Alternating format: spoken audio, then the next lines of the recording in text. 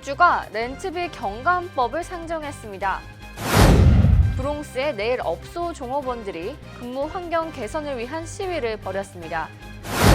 뉴욕주에서 처음으로 서류 미비자 운전면허 찬성 여론이 더 많아졌습니다. 북부 뉴저지 일대에서 부동산 개발 붐이 일고 있습니다. 장애인 서비스견 출입을 막은 맨해튼 식당에 벌금이 부과됐습니다. 뉴욕시에서 홈리스 범죄가 잇따르고 있습니다. 여대생 4명 중 1명꼴로 캠퍼스에서 성폭력 경험이 있는 것으로 집계됐습니다. 조 바이든 후보의 지지율이 우크라이나 스캔들 여파에 하락했습니다.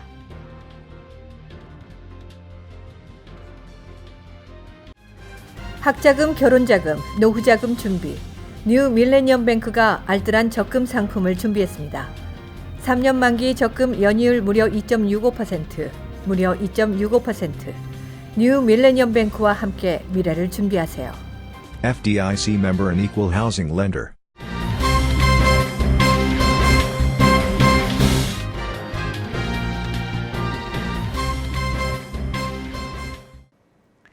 시청자 여러분 안녕하십니까? KBTV 뉴스9 전유진입니다. 첫 번째 소식입니다. 뉴욕주 중산층과 저소득층 세입자들을 위한 렌트비 세제 혜택 법안이 뉴욕주 의회에서 추진되면서 통과 여부에 관심이 집중되고 있습니다. 현재 브라이언 벤자민 뉴욕주 상원 의원은 어제 렌트비 경감 법안을 상정 발의했습니다. 이 법안은 세입자의 렌트비와 유틸리티가 소득의 30%를 넘을 경우 세금 공제 혜택을 받을 수 있도록 하는 것입니다. 공제 혜택 규모는 가구 소득에 따라 달라집니다. 세금 공제 혜택은 가구 총 소득이 올라갈수록 줄어들며 연 가구 소득이 12만 5천 달러 이상이면 더 이상 이 혜택을 받을 수 없게 됩니다. 가구 소득이 2만 5천 달러 이하일 경우 소득의 30%를 초과하는 렌트 부분에 대해 텍스 크레딧이 전부 지원됩니다. 연소득이 7만 5천에서 10만 달러일 경우 가구 소득의 30%를 초과하는 렌트 부분에 대해 텍스 크레딧이 25% 제공됩니다. 할렘과 모닝사이드 하이츠를 지역구로 하는 벤자민 의원은 지역구의 많은 주민들이 가구 소득의 30% 이상을 렌트로 지출하며 높은 렌트비에 힘겨워하고 있다고 전했습니다. 또한 건물주는 모기지 이자, 세금 공제 등 다양한 혜택이 있는 반면 세입자들은 사각지대에 놓여 있는 것이라고 법안 배경을 설명했습니다. 지난 2017년 이 법안은 중산층과 저소득층을 위해 연방 하원에서 발의된 바가 있어 이번에 이 법이 발효돼 세입자들이 세금 경감을 받을 수 있을지 귀추가 주목됩니다.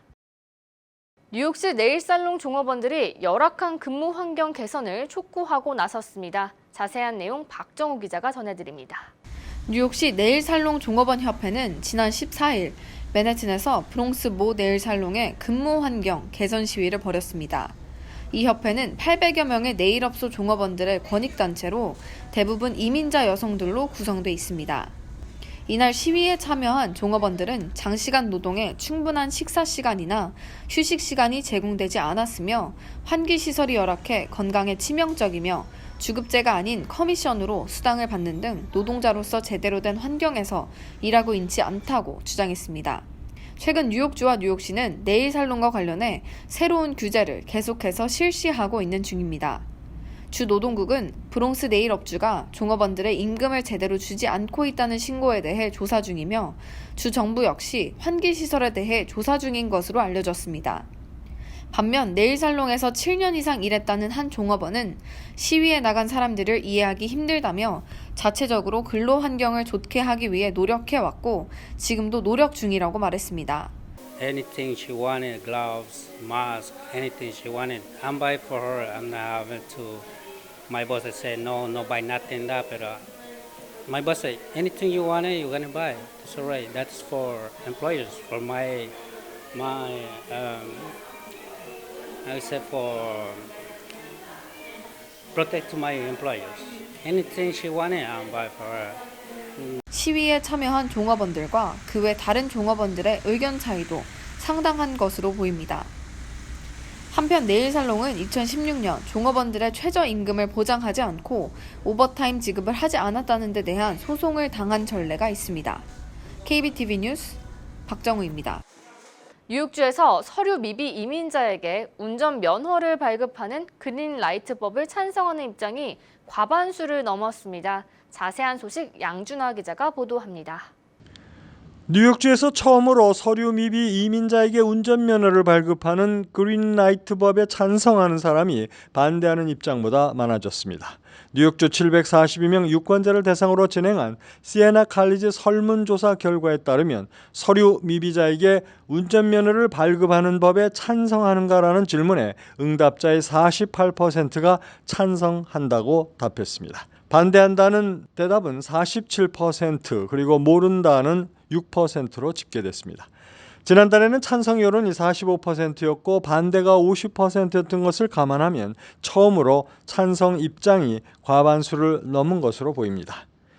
이에 관해 뉴욕 이민자연맹 스티븐 최 사무총장은 오늘은 시에나 칼리지 여론조사에서 뉴욕 주민들이 서류 미비자 운전면허증 발급에 처음으로 찬성 의견이 많아진 특별한 날이라며 주민들이 드디어 서류 미비자들에게 운전면허증을 발급하는 것이 도로를 더욱 안전하게 하고 커뮤니티를 강화시킨다는 것을 깨닫고 있다고 전했습니다.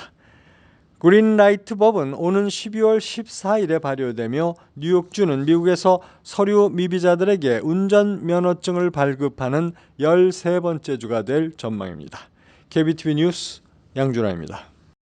한인들이 많이 살고 있는 북부 뉴저지에 부동산 개발 붐이 일고 있습니다. 자세한 소식 양준하 기자가 전해드립니다. 최근 해켄색과 몽클레어, 포트리를 중심으로 수년 사이에 복합 건물과 아파트 단지, 쇼핑센터, 문화복지시설 등이 크게 늘어나고 있습니다. 버겐 카운티 청사가 있는 해켄색 다운타운에는 최소 12건 이상의 부동산 개발이 동시에 진행되고 있는 상황입니다. 부동산 업계에서는 수년 전부터 북부 뉴저지 타운들이 다운타운 상가 재개발과 저소득층 주택 건설, 문화복지시설, 밀레니얼 세대의 소비 문화에 부응하는 업소 건설에 나서면서 개발 붐이 형성되고 있는 것으로 보고 있습니다. 특히 메돌랜드에 건설돼 개장을 앞두고 있는 아메리카 드림 쇼핑몰은 큰 관심을 모으고 있습니다. 쇼핑몰로는 미국에서 가장 큰 300만 스퀘어피트 규모로 450여 개의 유명 상점과 식당, 실내 스키장, 워터파크, 유니버셜 테마파크와 대관람차, 수족관, 아이스링크 등이 들어설 예정이기 때문입니다. 한편 부동산 개발에 논란이 없지도 않습니다. 일부 타운에서 시장과 공무원들이 부동산 개발업자들의 로비에 넘어가 교통 혼잡과 교육시설 환경 영향 평가를 제대로 하지 않고 허가를 내주는 것이 아니냐는 입장을 내놓고 있습니다. 구조적으로 미국은 작은 타운들로 이루어져 있습니다. 이 타운들이 그 건축의 인허가에 그 결정권을 또 가지고 있기 때문에 개발업체의 이익과 또 상충되는 그러한 경우가 많이 있게 되겠습니다. 거기에 또 정치권까지 만약에 개입이 된다면 상당히 분쟁을 일으킬 수 있는 그러한 소지가 많이 있습니다. 최근 몽클레어와 잉그루드 클립스에서는 주상복합과 아파트 단지 건설을 놓고 소송이 제기되어 있는 상태입니다. KBTV 뉴스 양준하입니다. 맨해튼의 한 식당에서 장애인 손님의 서비스 견 입장을 거부했다가 업주가 거액의 벌금형을 선고받았습니다. 맨해튼의 라이몬 정글 식당을 찾은 장애인 고객 켄리 골드스타인이 자신의 서비스 견을 테이블 옆에 앉히기를 원했으나 이를 거부당했습니다. 이에 골드스타인은 인권법 위반으로 소송을 제기했고 뉴욕시 행정법원은 식당 주인에게 총 6만 4천 달러의 벌금과 보상금을 지불하라라고 판결했습니다. 업주는 5만 달러를 벌금으로 뉴욕시에 내야 하며 피해자에게는 1만 4천 달러를 보상해야 합니다. 인권국은 식당뿐만 아니라 뉴욕시 모든 비즈니스는 장애인들의 길잡이를 해주는 서비스견이 뉴욕시 보건국에 등록돼 있다면 이를 거부할 수 없다라고 이야기했습니다. 이번 소송을 통해 장애인의 권리와 비즈니스 업주들의 책임을 다시 한번 상기해달라고 촉구했습니다. 뉴욕시에서 홈리스 범죄가 최근 끊이지 않고 있습니다. 이번 달에만 일주일 새 3건이 연이어 발생했고 이 중 2건은 사망 사건. 10일 오후 퀸즈 큐가든에서 6살 소년이 30대 홈리스 남성의 공격을 받고 얼굴과 머리에 부상을 입었습니다. 가해자는 최소 4건의 폭행 혐의로 체포된 전과자였습니다. 지난 6일에도 사건은 있었습니다. 퀸즈에서 50대 홈리스 남성 2명이 몸싸움을 하다가 이 중 1명이 얼굴을 맞고 바닥에 쓰러지면서 머리를 다쳐 10일 병원에서 사망했습니다. 가해 남성도 전과자였습니다. 5일 새벽에는 맨하탄 차이나타운에서 홈리스 남성에 의한 묻지마 폭행으로 인해 다른 홈리스 남성 4명이 사망하고 1명이 중상을 입었습니다. 이렇게 정신병력과 폭력 전과가 있는 홈리스들로 인한 범행이 빈번해지면서 최근 빌 드블라지오 뉴욕 시장은 사건이 발생한 지역에 추가 경관 배치 및 정신건강 전문 상담과 보강을 약속했습니다. 하지만 아직 근본적인 해결책은 뚜렷하게 있지 않은 상황입니다. 여대생 4명 중 1명이 대학 캠퍼스에서 성폭력 피해를 당한 경험이 있는 것으로 조사됐습니다. 자세한 내용 박정우 기자가 전해드립니다. 미 전역대학교 33곳에 재학 중인 18만 1,752명의 학생들을 대상으로 조사한 보고서에 따르면 여학생 4명 중 1명이 캠퍼스 내에서 성폭력을 경험한 것으로 나타났습니다. 설문조사에 응한 학생들은 하버드대, 예일대, 노스웨스턴대, USC, 칼텍, 스탠포드 대학 등 33개 대학 재학생들입니다. 특히 지난해 캠퍼스 진료소에서의 성추행 스캔들로 시끄러웠던 USC의 경우 31%의 여학생이 교내에서 성폭행을 당한 적이 있다고 밝혀 전국 평균보다 높은 성폭력 비율을 기록했습니다. 스탠포드와 칼텍은 각각 23%, 14.3%로 집계됐습니다. 성폭력 피해를 경험한 여학생들은 알코올, 마약에 취해 있거나 수면 중인 상태에서 성폭력을 당했다고 밝혔습니다. 성폭력 피해자들의 25.9%는 여학생이었고 9.7%가 대학원에 재학 중인 여성, 6.8%가 학부 남학생, 22.8%는 학부에 재학 중인 성소수자 학생들이었습니다. 오바마 행정부의 캠퍼스 성폭력 근절 노력으로 인해 각 대학들마다 학생들에게 성폭력 교육, 지원 프로그램 등을 제공하고 있지만 캠퍼스 성폭력 사례가 증가하고 있는 실정입니다. 이에 미국 대학 협회장은 환경을 개선하려는 대학들의 의지가 가장 중요하다고 지적했습니다. KBTV 뉴스 박정우입니다. 민주당 유력 대권 주자 조 바이든 전 부통령이 민주당 4차 대선 토론에서 우크라이나 비리 의혹을 거듭 부인했습니다. 자세한 내용 이창원 기자가 전해드립니다. 바이든 전 부통령은 어제 오하이오주 오토바인 대학에서 진행된 민주당 4차 대선 TV 토론에서 내 아들은 잘못한 게 없고 나도 잘못한 것이 없다고 말했습니다. 그는 우크라이나에서 부정부패를 뿌리 뽑았고 아들과 어떠한 것도 상의한 적이 없다고 강조했습니다. 트럼프 대통령은 바이든 전 부통령이 그의 아들 헌터가 이사로 있던 우크라이나 에너지 회사에 대한 수사를 막으려고 2016년 당시 우크라이나 검찰총장의 퇴진을 압박했다고 주장해왔습니다. 헌터 역시 ABC와 인터뷰에서 자신은 부적절한 일을 하지 않았다며 윤리적인 잘못을 한 적이 없음을 거듭 강조했습니다.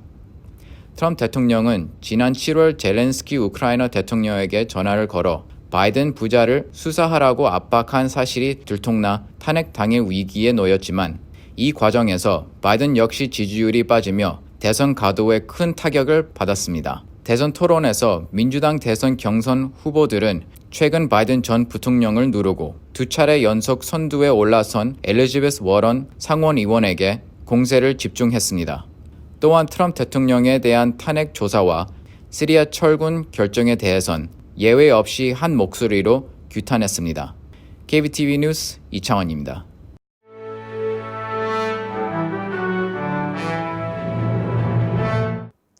사건 사고입니다. 어제 저녁 브루클린에서 한 남성이 경찰이 쏜 총에 맞아 사망했습니다. 뉴욕시경은 어제 저녁 8시경 브루클린 벌틱 스트리트에서 남성이 다른 사람의 총을 쏘고 있는 것을 확인해 여러 차례 총을 쐈다고 밝혔습니다. 사고 직후 남성은 병원으로 긴급 이송됐지만 끝내 사망했습니다. 뉴욕시경은 이 남성이 여러 차례의 폭력 전과로 지난주 감옥에서 석방됐다고 전했습니다. 지난 8일 플러싱 한인업소에서 한인 경관이 여 종업원의 머리에 총을 겨눈 사건이 일어났습니다. 퀸즈 잭슨 소재 경찰서 소속 김모 경관은 퇴근 후 동료 경관인 김모 경사와 플러싱의 한인 유흥업소를 찾았으며 여 종업원 2명에게 연이어 총을 겨누면서 2건의 위협을 한 혐의로 지난 12일 체포됐습니다. 이날 김 경관은 여 종업원에게 밖에서 함께 시간을 보내지 않으면 총을 쏘겠다고 협박한 것으로 알려졌습니다. 김 경관과 김 경사 모두 무급 정직 처분을 받은 상태며 직접 총을 겨눈 김 경관에 대한 인정신문은 오는 28일 열립니다. 미국 북서부 몬태나주의 한 초등학교 교정에서 사제 폭발물이 터져 경찰이 수사에 나섰습니다. 경찰은 교정을 봉쇄하고 폭발 경위 추정에 나섰고 폭발물 수색을 위해 학생들을 대피시켰습니다. 문제의 폭발물은 소다병에 배관용 테이프를 두른 형태로 만든 것이었는데 그 위력이 어느 정도인지는 알려지지 않았습니다. 다행히 폭발로 다친 학생이나 교직원은 없는 것으로 전해졌습니다. MTA가 현대화 프로젝트를 추진한다면 요금 인상이 불가피해질 것으로 보입니다. 최근 신용평가사 무디스의 보고서에 의하면 MTA의 515억 달러 규모 현대화 프로젝트가 빚을 추가할 것이다 라고 경고했습니다. 기존 440억 달러 부채 외에도 380억 달러의 빚이 더 생길 것이라고 내다봤습니다. 현재 MTA는 2020년부터 2024년 장기 프로젝트로 열차 1,900대 도입, 전기버스 500대 도입, 롱아일랜드 레일로드 선로 추가, 베라자노 네로스 다리 개보수를 계획한 상태입니다. 미국 캘리포니아주 샌프란시스코 베이 지역과 중부 캘리포니아 샌안드레아스 단층 일대에서 이틀간 규모 4.5, 4.7의 지진이 잇따라 발생했습니다. 이는 대지진의 전조일 수도 있다는 예측도 있어 불안감이 고조되고 있습니다. 샌베니토 카운티에서는 만일의 사태에 대비해 건물 입주민들에게 대피령이 내려진 상태입니다. 퀸즈에 거주하는 한 남성이 맨해튼 나이트클럽에서 성차별을 당했다며 클럽 리퍼블리카를 상대로 소송을 제기했습니다. 이 남성은 자신이 남자라는 이유로 입장료 20달러를 지불했지만 여성들은 레이디스 나잇 이벤트라는 이유로 공짜로 클럽에 입장했다며 5만 달러의 손해배상금을 청구하는 소송을 제기했습니다. 인권국의 허가 없이 여성에게 특혜를 주고 있으므로 법을 위반했다라고 주장하고 있습니다. 뉴저지주 엣지워러의 퀀타 슈퍼펀드 부지에 오염된 토지 잔해를 제거하는 작업을 이번 주부터 시작합니다. 예상 소요기간은 5일입니다. 하루 평균 덤프트럭 15대 분량의 토양을 제거할 것으로 보입니다. 오염 물질이 함유된 증기의 방출을 최소화하기 위해 채굴된 토양은 덤프트럭에 밀폐된 채로 싣는 방안을 마련했습니다. 내부 집안에도 플라스틱 시트를 깔아 트럭 타이어가 오염된 토양과 접촉하는 것을 방지하는 대책을 마련해 공사를 시행합니다. 이어서 포커스인과 커뮤니티 브리핑이 이어집니다.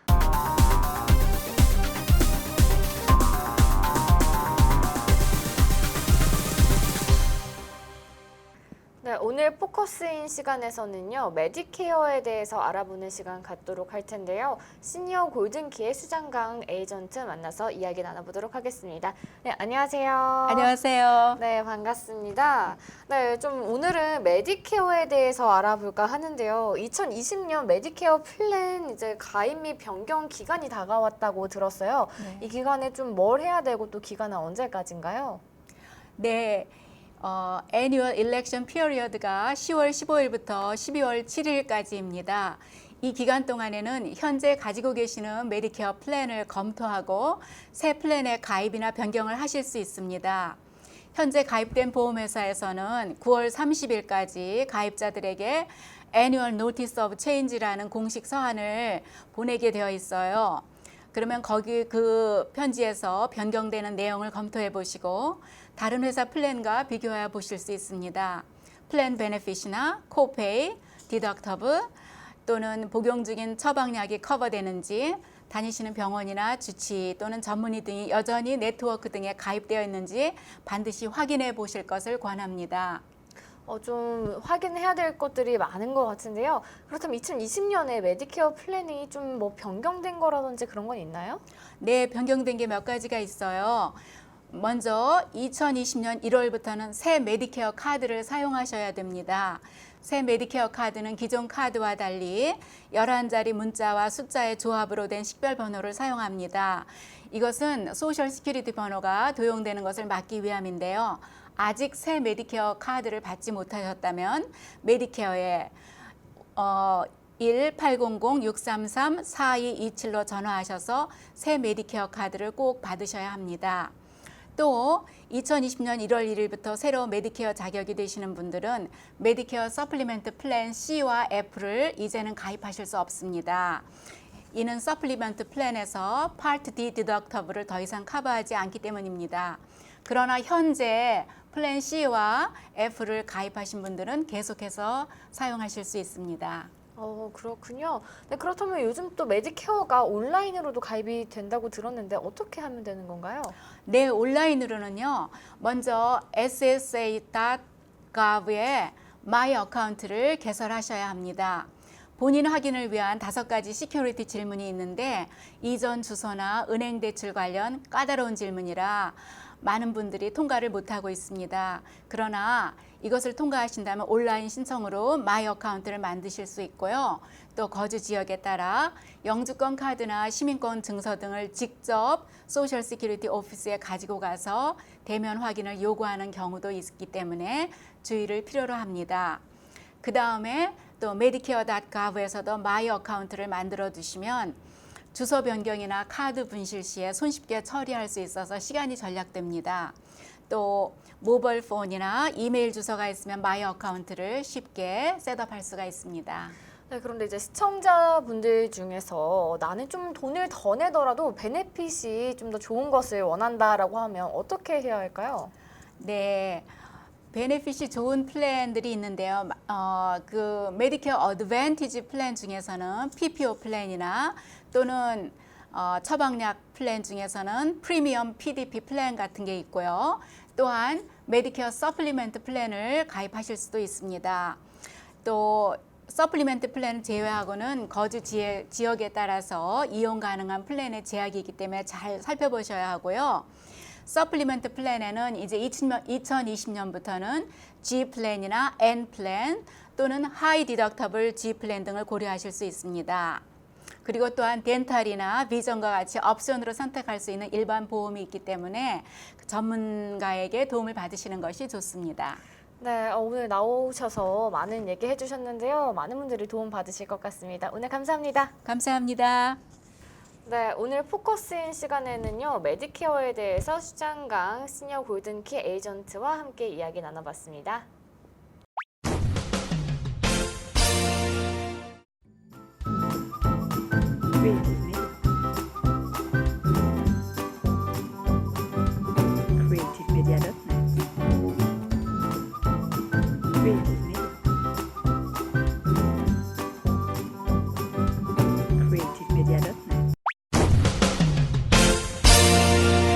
이어서 환율과 증시 전해드립니다.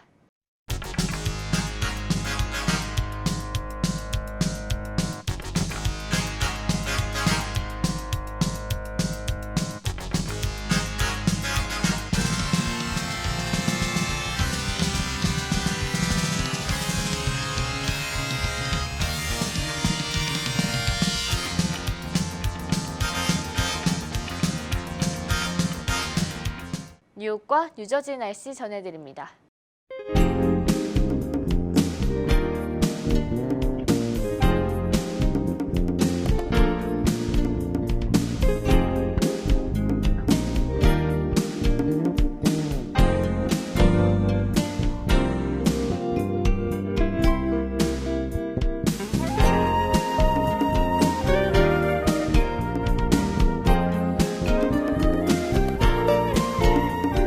오늘도 KBTV 뉴스9을 시청해주신 여러분 고맙습니다. 편안한 저녁 보내시기 바랍니다. 학자금, 결혼자금, 노후자금 준비. 뉴 밀레니엄 뱅크가 알뜰한 적금 상품을 준비했습니다. 3년 만기 적금 연이율 무려 2.65%, 무려 2.65%. 뉴 밀레니엄 뱅크와 함께 미래를 준비하세요. FDIC member and equal housing lender.